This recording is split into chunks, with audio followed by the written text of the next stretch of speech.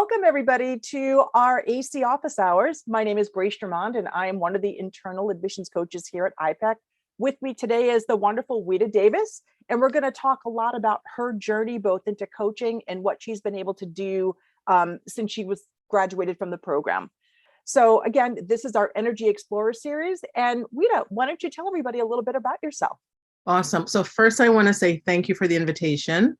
I feel very honored and privileged to be here today. Wonderful. We're so glad to have you. And just so that everyone knows, my last name is Duncan. Oh, Ouida. My gosh. No, that's okay. Guess what? There's a Ouida Facebook group. They're like it's like 200 of us, and we're trying to get a storm named after us. So sorry, Ouida Davis. We love you, but not today. Okay?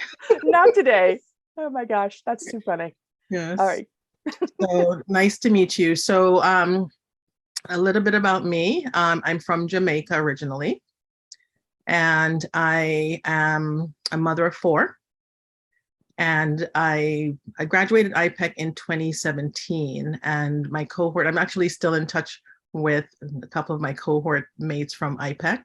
Linda DeGracia, if you're watching, Linda, love you. We actually had lunch the other day. It was my birthday recently, and so she's been very generous and just with her time and friendship. We've had a really great friendship. So, you know, I've done a lot of things, so I don't want to do all the talking. So you ask me, you ask questions and I'll answer. I love it. But I mean, I know that, you know, for this, the Energy Explorer series is just a way for us to be able to share fantastic stories of our graduates with other people that may also be graduates of the program, or somebody that might just be interested in coaching itself, or are considering just coming in as part of the program. Yeah. So really for us, it's all about our mission, which is raising the consciousness and the engagement of the world one person at a time. Yeah. So for us, it's not just being about a community of coaches, even though we are certified. It's just being able to help people that have hearts of service and listen to their amazing stories. So for us, when we think about the Energy Explorer series, it really is highlighting people who are using their talents, their drive, and highest selves in order to really live the purpose. Yes. So tell us a little bit about that and what you've done since graduating in 2017. Oh my goodness. So I'm one of those people, I kind of like want to kind of fill the gap and fill the bridge. Sure. The reason I became a coach to begin with was because I started a charity called Duncan Tree Foundation in 2008. While I started the charity, not knowing anything about nonprofits, it was, you know, I was still working in advertising for the first 8 years of developing the program. And so all my vacation time, all of my, you know, whatever time I had went into the nonprofit. And I got a spiritual message that said, I'm going to use you to help heal my people. And I said, well, what am I supposed to be doing? And the message was become a coach. Mm. So when I got that message, it was okay. I have no idea what coaching is. I have no idea if there's even a school. And the first thing I found out when I Googled coaching was iPEC. Signed up, and let me just tell you, for those of you who are considering joining iPEC in the future, and those of you who have graduated, for those of you who are considering it, it will literally change your life. And how it changed my life, it gave me a deeper sense of myself, and it gave me an opportunity to really examine who I am and how I was showing up in the world. And so as you come into the program, you'll learn the language of the Energy Leadership Index Assessment. Mm-hmm. And when we talk about, you know, being a catabolic and anabolic and all of that. And I remember the day that we all had we took our assessments, and it was time now for us to get the results. And everyone was like scared, like, oh my God, what does that mean? What does that mean? But what it did for me was for me to always be conscious about raising my energy whenever I'm not feeling good about a situation or a conversation or just myself. always being mindful of that. So what the Energy Leadership Index assessment does is it helps us to be more mindful. It taps into our emotional intelligence. So I mentioned Duncan Tree Foundation. And so, I became a coach to free up my time so that I can so I can earn a living and that I could to do this work that I've been doing in the world. So for about 10 of our 14 years, we've been doing free spine surgeries for kids with scoliosis. So I would organize teams, mission trips to different countries. And for those who've ever been on a mission trip, you understand how much work is involved. It's pretty intense. So my job as the lead organizer and facilitator is to make sure that, first of all, we knew where the needs were, coordinate with the local hospitals, let's say in the Philippines, in Jamaica, and, to make sure that the kids who are helping were healthy enough to get the surgery, because it's a very tedious and very risky surgery. So we did that for 10 years. We did about 200 surgeries for kids who had curves of 50 degrees to 135 degrees. So if you imagine a 90-degree curve, a 135-degree curve is like, it's way out there, right? Mm-hmm. And literally changed their lives. And, not only were the lives of the individual children changed, their family members who are extremely grateful. I call scoliosis the rich man's disease, because if you don't have the funds and you live in a developing country, you're pretty much out of luck. Wow, that's amazing. Yeah. So do you have any additional? I just wanted to share that you and I had the chance to meet a couple of weeks ago. So I've actually heard Ouida's story and it brought tears to my eyes. So this is the power of what she's been able to do with not only her natural abilities, but how she kind of tied in coaching too. So I can only imagine the types of conversations that you were having with these families as well. Can you talk a little bit about that and getting them to feel comfortable with this being able to happen? Absolutely. I think in most cases, a lot of these kids are ostracized. So imagine having a disease that you have to hide. You have to wear oversized clothing. Mm-hmm. You can't necessarily do PE or gym. You can't, you're limited in the things that you can do and the places you can go. And to be able to have a listening for what they were going through, and to be able to help them to understand that they weren't cursed. A lot of times they feel like they're cursed, that they are worthy of this help that they're getting, and that there are people out there, strangers around the world, who will literally leave their family members and dogs and cats and schedules to make time to be with them. Wow. And that spirit of giving, and that's, what I encourage people is, when you receive, also give. You don't have to give back to the person that you received from, but there's something very powerful in giving. And so when I think about, when I remember my results from my ELI, I was a 5-6. So for those of you who don't know, level 5 energy is, win-win. We win or we don't play the game. Mm-hmm. And level 6 energy is about synthesis and, just making sure that everyone around you is okay. And and then I have a lot of level 4 energy. Remember my my coach, I remember when we were going through, before I took my exam, that I was told, man, you have a lot of level 4 energy, and level 4 energy is about philanthropy and giving and making sure that everyone is okay. Okay. So, so I was really right in tune with who I was and how I was showing up, and helping other people to feel good about their situations and to think differently about their situations in general. Well, and I definitely think that this particular type of methodology gives us those skills to enable people to be able to do that, because those children that you were describing, where they felt shunned or they felt less than, that's all coming from that place of people probably saying that, and they get it so ingrained in them that it's very difficult to see another side to that, where skills like this gives us that ability to really help them uncover those stories and just help them to understand it is just a story. It doesn't have to be that way. So, definitely can see where this fits into that. Yes. So it's interesting that we don't have any questions yet. So if anybody does have anything out there that you want to ask of Ouida, please feel free to put it in that Q&A, and we'll make sure that we get that responded to you. But please go on with your story. Absolutely. So as everyone knows, COVID happened.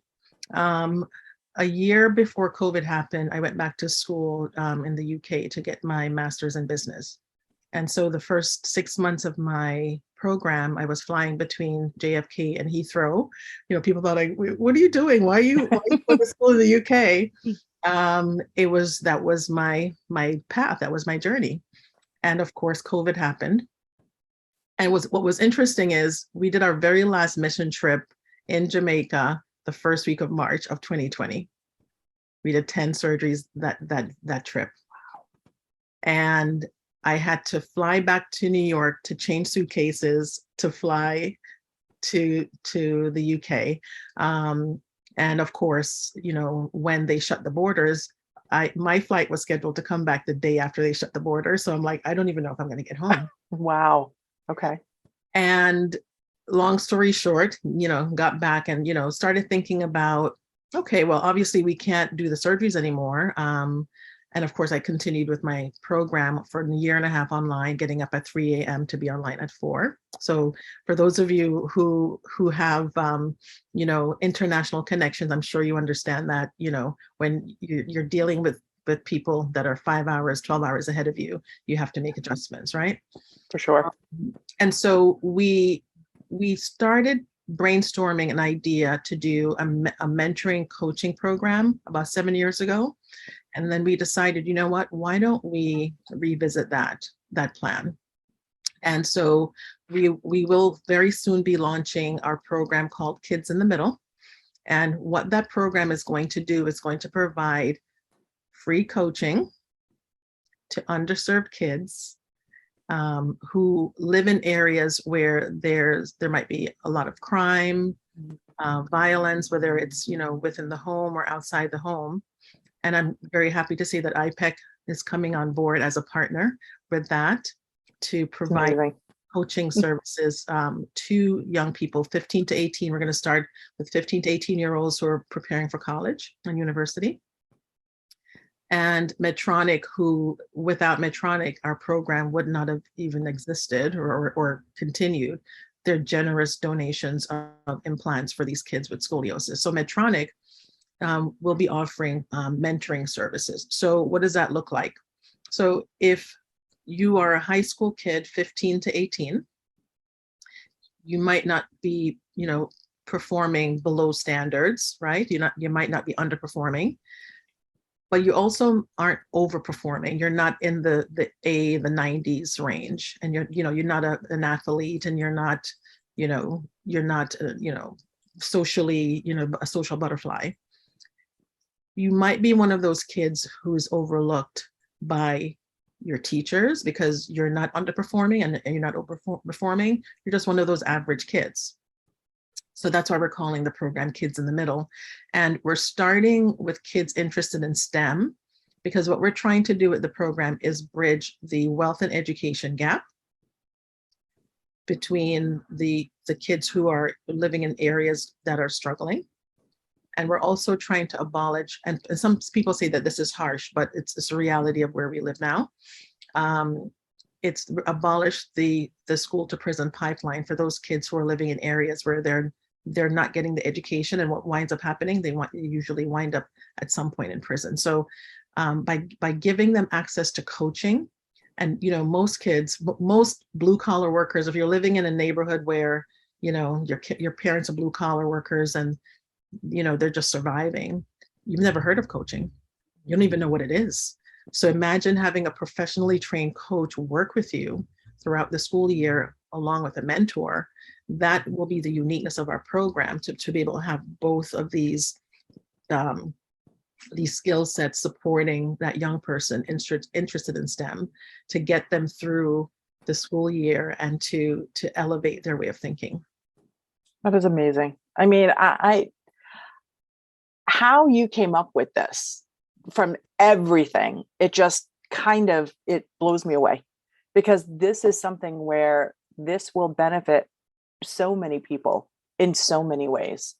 And it really started out from that whole idea from STEM, where you've been able to kind of completely pivot and do something totally different, in addition to that. And I think that that is a wonderful thing for people to kind of understand, that there's so much that you can do with this particular type of training, that it's going to really give you that ability to switch it up if you need to.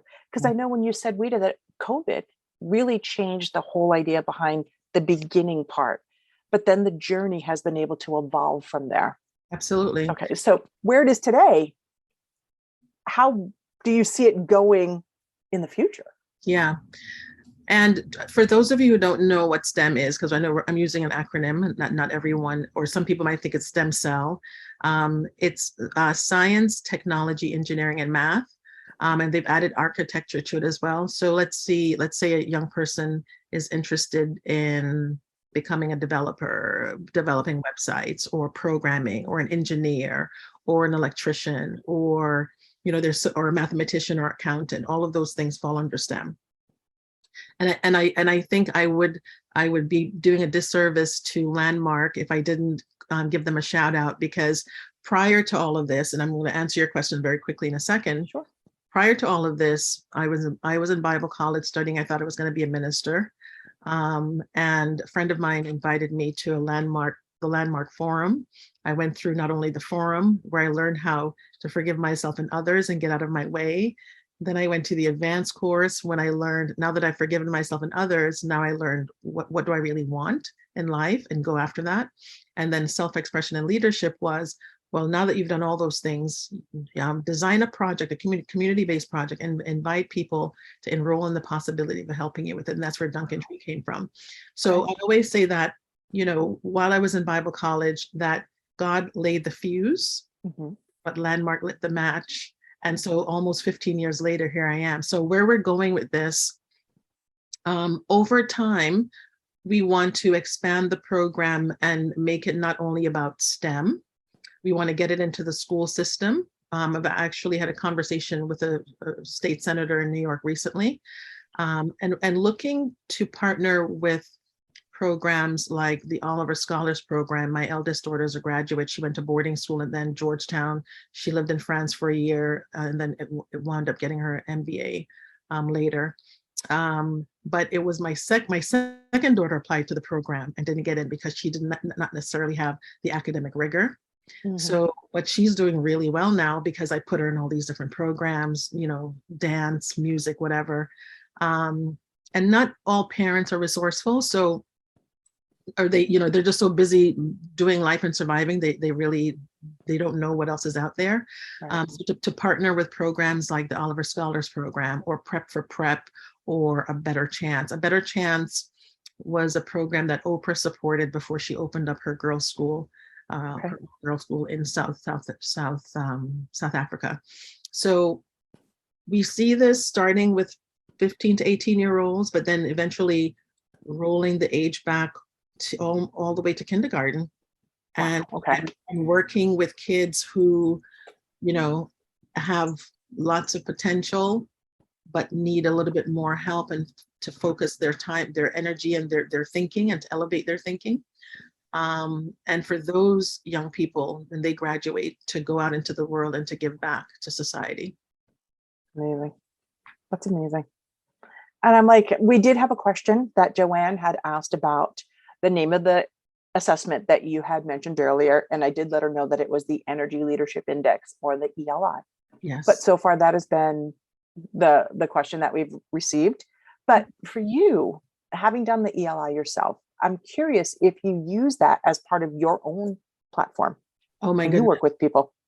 So for my coaching clients, every single one that I've used the ELI with has blown their mind. And a lot of them refer back to it because it's data, right? It basically, it tells you, what percentage of the various levels of energy, which is, 1 to 7, what percentage you have when you're not stressed and what percent you have when you're stressed. Mhm. And I work with them on the catabolic energy, which is levels 1 and 2, to find out where their triggers are. And so we will be using the ELI for the mentees who are coming into our Kids in the Middle program and for the mentors, because we want to see from the beginning of the program how they're showing up, what they're about from the beginning, and use that data to compare it to the end of the program when they take it again. Mhm. So that we can see the improvement from beginning to end. And I think for the mentors too, for those who don't know the ELI, there's an average number that's a combination of your energy levels when you're not stressed, and then your energy reaction. There's a satisfaction survey at the end. So all those numbers combined give you an average resonating level. And so anything over, I think it's 2.5 or 2.75 is considered to be a reasonable average. Mhm. So we're going to use that average resonating level when it comes to the mentors to determine if they have like way too much catabolic energy, so they might not qualify for the program. So that might be a deep. Wow. Yeah. That is amazing. And what a great measuring tool to be able to have to do that. Because if you do get somebody that has that primary lower catabolic energy, how effective are they going to be until they get coached themselves? Right. So it's all about that learning. And I love how you said that you're going to do it twice, because when I talk to potential students and I talk about the Energy Leadership Index, the first one is just the gauge. The second one is the proof, because that really tells you where you can share with a client, this is where you were at and here's where you are now. So it's something very tangible. It's something very real. And as coaches, the clients get to see the return on investment. So it's nice to have something like that in your back pocket. Absolutely. And I'm actually curious, some of the other tools that you've learned, what are some of the big ones that you implement almost daily in your own life? In terms of how iPEC trained us as Yep. coaches? How you show up daily, and what do you use mostly with your clients? Oh my goodness. So I listen for language. It's funny because I remember when, during the training process, I was told, and we are all told, you're going to start hearing in your listening how people are showing up without even doing the ELI. But I think the ELI, first of all, I think everyone in the world should do the ELI. Everyone in the world should do it. Agree. I totally agree, for sure. But to remember that as a coach, the distinction between what we do as coaches versus what a mentor does versus what a therapist does, mm-hmm. The coach is not telling the client what to do. The coach is there to ask powerful or empowering questions because the client has the answer.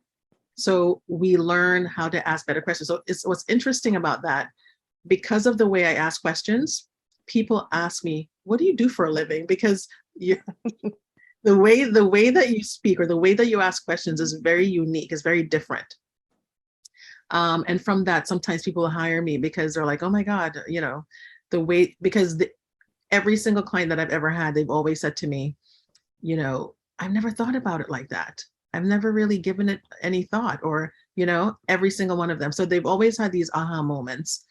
And so there's a way to quickly determine if someone is in need of coaching just by asking them about their future, right? There's a technique that we use where you ask somebody about their goals and, what's getting in the way, and, what will happen if a year from now you don't actually achieve that goal. And so you help them to basically take a very close look at their reality and help them understand that, they can continue on that path without any support, but with the right level of support, they can actually achieve those goals. So So we have a lot of different techniques that we use within iPEC. I can be here for like 3-4 hours or days talking about them. Well, and I think you really hit the nail on the head too when you were talking about how you just ask questions. Because the thing is, when people go through this, coaching really isn't what we do, it's who we are. It's so it becomes a part of us that it just is a way of being. It doesn't matter if you're working with a coaching client or not. It is the way that you show up. It is the way that you ask those questions. And, you've been like a very huge, to me, a success of being able to do this. And I can't wait to see where it's going with the partnership when it comes to that next part. When is that all looking to take place? So we are what I call getting the classroom ready. And we actually have several coach volunteers from iPEC who've raised their hand. Nice. And so we're working on our policy documents, our onboarding decks, our welcome packets. So the goal is before the end of the year is to open the classroom, to do the pilot. Worst case scenario, we'll do it right after New Year's. Amazing. To have. So as we're having conversations with the Department of Education and the Oliver Scholars, Prep for Prep, A Better Chance, there's this other group in Chicago called Hope Chicago. We reached out to them when they were profiled on 60 Minutes recently. And what they're doing, they're basically sending 2 generations of people to college. So they're working with high school students at 5 high schools in Chicago, and they're sending a parent or guardian to college debt-free. Over the next 10 years, they're planning to send about 30,000, if not up to 70 or more thousand individuals to colleges, universities, or trade schools. I wept when I saw that episode because my education journey was not a straight path. Mm-hmm. So, when people ask me, well, why are you going to school in the UK? That was part of God's plan for my life because as you know, I've had a very difficult childhood. And for those of you listening that have struggled with, your family relationships in this training that we have, those of you who've already gone through the training, but those of you who are thinking about it, I highly recommend it because it will give you the language and the skills that you need to better communicate with your family members who don't have the language. And it's all generational, right? Because the generation before them, they didn't know what to do either. They were just kind of left to their own devices. So for me, I'm a lifelong learner. I started school when I was 3 years old. In Jamaica back then, there was no such thing as kindergarten. So I started reading at 3 and algebra at 5. You know what I mean? Wow. So yeah. I just feel that each of us has a gift, and for you to look at yourself and say, okay, well, what is the thing that irritates me the most? That one thing that irritates you the most is probably something that you should be getting involved in or leading. I had a mentoring client through my MBA program. I had 5 mentees over the summer, each from different parts of the world. And I had one of them who thought she wanted to do one thing, and we worked together, and she realized that she was like always upset about what was happening in society and the disparities. And I said to her, are you sure you don't want to be a politician? I think I remember you telling me that story. But it's kind of amazing to really be able to key in on those, what we hear people saying that people don't hear themselves saying, because you kind of keyed in on it before, where we learn to hear what's being said and what's not being said, so we can sort of fill in those gaps for sure. So it's definitely the listening skills. And I know we're coming to the bottom of the broadcast. So I just want to say thank you to everybody that participated.